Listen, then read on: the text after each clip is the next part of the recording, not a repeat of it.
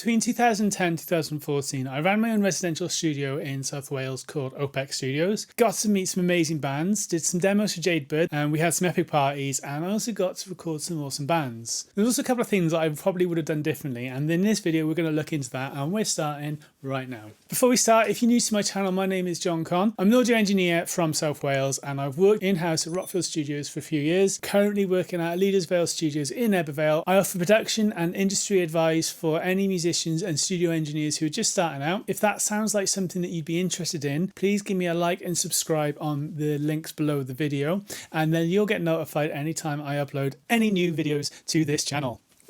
When we started the studio, I actually winged it quite a bit. A large portion of my income was actually coming from other areas away from the studio. For example, I was gigging in a function band. I was acting as a live sound engineer for venues around Cardiff, and I was also working as a stage crew for a few venues around South Wales. So it wasn't just Cardiff, it was also like Celtic Manor in Newport, and it was like stadiums and other bits and pieces as well. So basically I was working all hours of the day, all around the clock, just to kind of make sure I could keep the music going and working on the studio business as well. Looking back now, I kind of wish I kept the studio business income separate from my income from my other areas, but everything just went into one account. And that was one of the biggest mistakes I kind of looking back now I wish I changed, is that I kept my studio income separate and actually paying everything out of that, so then I could budget and see how the studio was doing. I never really kept track of what I was doing in the studio, and everything was just kind of coming in one capacity or another. On more than one occasion, there were a couple of times as well, I was working 24 hours straight over 3 different gigs. As an example of this is, I worked in a studio session from 9 till 6, and then straight from there we had to pack down and load the car up and go straight for a wedding, and that finished up about midnight, and then I had a load out at 2 o'clock till 6 a.m. for a conference, and then as soon as that finished, I think I got home at the same time as I started 24 hours later. So I was definitely working hard, but I don't know if you could say that I was working as smartly or it was the best approach that I could have done. So because of that, there were many times I was stretched thinly. I was living day to day. I hadn't planned out as much as I should have done. I wasn't budgeting, and this is something that wasn't so much on the business perspective, it's also personally, and I'll come back to that point in another video, because there's a lot of stuff with foundations and business stuff that I think can really help bands, musicians, engineers, and everyone starting out. This is something that I'm doing a lot better now, but again, when you're starting out, it's very easy just to kind of forget it and not worry about it, because it's something that you don't really get taught about when you're in school. You don't really get taught about setting up a business. You don't really get taught about budgeting, and it's one of my big downfalls in this first studio. Next point was, the next thing I thought I should have changed, I should have made this studio available more dry hire from outside engineers. There are a couple of people I let into the studio and kind of use it and hire the room for rehearsals and everything, and I also had like a video company come in and use a live room for video adverts for online work. It was like a green screen, it was a really good couple of cameras, and then teleprompter, and it was just a big enough space. They lived in the village, and it was just a really easy setup, and it was actually it's probably without realizing, it was the best income that I was getting, because I didn't have to work and I was getting the same amount as the session that was coming in. I didn't have to do anything. So it was like, looking at it, I should have done more of that, and I could have actually kind of put money towards that side of the business to grow it and actually make it better. With the other bits and pieces, with the dry hires that I was doing, I was only working with people that I trusted. If I developed more relationships, if I had gone out and made more relationships with external producers, I could have made a decent living actually hiring a studio out that we had to other producers and not actually having to work as hard as I did. So it was, again, it's coming down to this plan ideas. Okay, I didn't have the framework, I didn't have the steps in place to think, okay, I've got this studio, maybe I could use it to hire out. But there was this I think there was this like kind of anxiety or worrying that the studio wasn't good enough for whatever reason. I didn't have the experience of kind of running it, and I was always worried that if I had other producers coming in, they just complained about this wasn't working. But in fact, when I look back now, it was a great studio, and there's a lot that I thought was good about it. Since closing the studio, I've probably learned just as much from sitting in on other sessions and sitting in with other producers on sessions in Rockfield as I have from running my own sessions. And probably there's an argument to say that I've actually learned it more, because everyone's got their own production method, everyone's got their own approaches and techniques, and the main benefit is you get to see how other people work, and this can reassure you that what you're actually doing is fine, and you're also on the right track of developing your own skills and techniques, and you can pick up some cool tips along the way. This isn't something that you get as much if you're just doing everything on your own. You can learn it on YouTube, but you might not get the instant reaction or the instantaneous reaction. Kind of being able to watch as a fly on the wall in really big sessions, you might learn quite a few techniques that you wouldn't have been able to otherwise. underutilized. And without realizing, I had this opportunity in the studio, and I could have actually utilized that more. So I really wish, looking back now, is that I did hire out to more producers and engineers. And I also looked to bring in other assistants in to kind of help me out to take some of my workload off, which is one of the things I'll come on to shortly. I think one of the other reasons I wasn't sure about doing this was because I felt like a bit of imposter syndrome with the studio, because I may not have been good enough, or I'd worry that people would complain. It was easier to run my own sessions, be comfortable, and actually stay in control than it was to kind of push myself out there. So it was that fear, I suppose, that stopped me from actually hiring it out. And it was only when we actually came to Evervale, I remember opening up an old hard drive. It had like an old load of sessions. I actually went through, listened to it, and I actually realised, yeah, the mic freeze, everything was great. There was loads of things that I wanted. There was loads of equipment that I thought I needed. But the raw tracks that we had in the studio, everything sounded great. And there's been a few mixes and stuff that I've done. I think there was Ampersand's River that I recorded years ago, and I've listened to it now. I still love that song. There was a lot to say, like the quality was there. It was just, I think I wasn't as confident, and there was no reason for that. And the next thing that came up with the studio, one of the things I probably would have changed was the design and the layout of OPEC Studios. So when we design the studios, I come in as an early 20-year-old with experience of being in bands, and I was, as a potential customer, the way I was looking at it is, I was someone who would be happy sleeping on sofas, like kind of slumming it a little bit. Before we took over the building, it used to be in an old pub, and it was owned by Whitbread. It had been closed for about a year at least, if not a little bit longer, and they were looking to offload it via auction. I had a silent partner who bought the building and paid for the renovations, and I rented the space from him. Looking back now, I just felt like I didn't want to kind of step on toes, but I really wish that I changed the layout of how everything was. So in OPEC, we had as we came into the main entrance, we had like the lounge area separate off onto the left. The main live room was on the right-hand side of the lobby.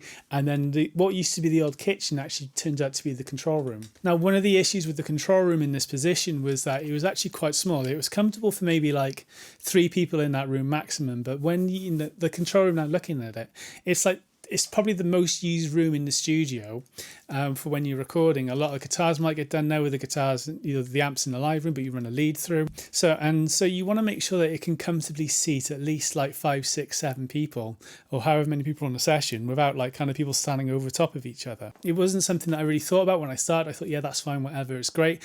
But what we had as well is like, we had this big dorm room, which I think would have made a much better space for the control room, giving us a line of sight directly down the studio room with a couple of isolation rooms off to the side. Dorm room slept 6 people. It could have actually been, I'm trying to think now, it might have actually been 7. I think there were 2 bunk beds for rollaway underneath, and then another set of beds, so 6.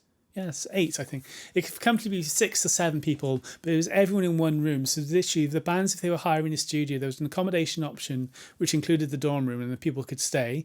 But one of the issues was we had someone living in the room above the dorm. If someone in the room upstairs was having a party, it might also affect the band's ability, for getting a good night's rest as well. Again, with our target market, when I had approached this, I thought, okay, well, if you're a young band, everyone together, it's just really exciting because it's a recording adventure and it doesn't really matter too much. But there's another aspect and the element which I didn't really think about, or I didn't know about until I started working at Rockfields. As bands get older, there is a preference for everyone wanting their own space. If you're a touring musician, you might be sharing space with people on buses in like close proximity, and you're going to be spending a lot of time with these guys. When you come into a studio, you're going to want to spend your time, you're going to want to have your own space and having your own area where you can decompress and relax. And that isn't something that we were able to kind of set up in the studio at the time. Is something that we didn't accommodate, but it would be something that if I was to do it again, what I would have done was possibly make the top floor the accommodation for all the band, and then that would have meant that we might have actually opened up the target market and demographic to a bigger area. Isn't hindsight wonderful? What the final thing I remember about OPEC Studios, one of the things that I probably would have changed as well, is that at the time I felt like I had to do everything in the business myself.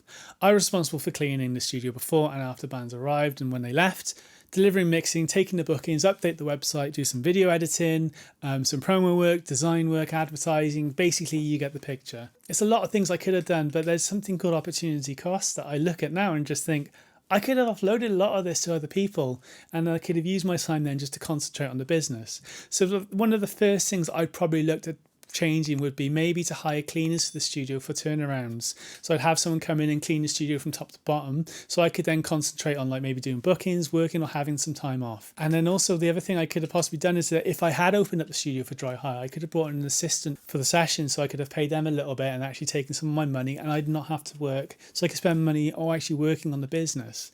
Secondly is if we looked at my strengths and weaknesses around this area, my design work was alright, but I definitely knew about 3 or 4 people who were about a million times better than me.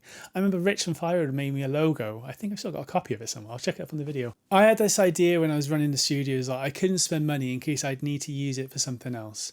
And again, this closed mindset probably didn't help me with the business. And looking back, it was obviously all I had to do was tweak a couple of things. When it came to closing the studio, I remember it was a really hard decision to make, and I remember feeling as though the business had failed, and as a result I had failed. That was it, and that my music career was over. It had been such a massive part, like for 4 years of my life, that to leave it was probably one of the hardest decisions I had to do, and it generally really upset me. But there was also another side to this as well. When I actually handed the keys back and I had to move out, there was this feeling of this giant weight being lifted off my shoulders. The worry about having to cover the rent, worrying about where the sessions were coming from, had been relieved. At the time, at the end of the very last year of the studio, I started working for Nick between Rockfield, Red Kite and Giant Wafer studios around South Wales. It didn't make sense to keep on because I wasn't working out of it enough. I think looking back to the last year, I could have looked at changing my approach for it, but I generally think now it was probably like the best decision that I probably did make, because it led on to other opportunities as well that I may not have had if I kept OPEC.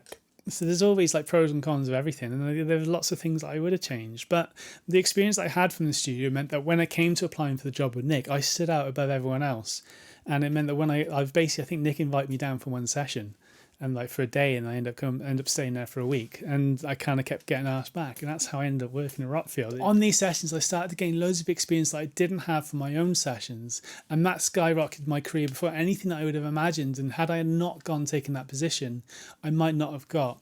And also from that then led on to something else where basically Rockfield was short of an assistant for a small session at the last minute. And because I'd basically been living there after the studio closed, Nick put me forward for the session. And because I knew the studios and I built up a really good relationship with Lisa, with Kingsley and everyone, it meant that it was almost a no-brainer for them. The main thing I suppose to consider is if I hadn't taken a leap into setting up my own studio and running my own business, I wouldn't have got the opportunity to go and work with Nick, and from that I wouldn't have had the opportunity to go and work at Rockfield Studios, which then obviously leads on to everything else. There's always silver linings, there's always things that you'd like to change, there's always hindsight. So what I'm probably trying to say is that yeah, when you look back at it, your previous antics or your businesses, I'm sure you can pick out tons of things that you'd love to wish you have changed. But also remember there was a lot of stuff, there's a lot of things that you probably got right as well. What I'd love to do now is I'd love to hear from you guys. Like, have you guys had a business or a band or something that's gone really, like, not gone the way you wanted, or there's certain bits that you wish you changed, or did it lead to onto something else that you didn't expect? So let me know what worked, what didn't. I'm sure there's about a million stories, and I'd love to hear from all of you. I'd love to start a discussion down in the comments section below. Okay, now I don't want you to think it was all doom and gloom. Like, I'm going to do another video in this series just to like focus on the areas that I thought I got right about the studio, and actually running a studio for the very first time, pretty green, with little or no practical experience of running a business, and talk about the stuff that I felt like I got right. If you got this far, thanks so much for watching. Give me a like and subscribe, and I'll catch you all again next time. Hey, nice one, guys.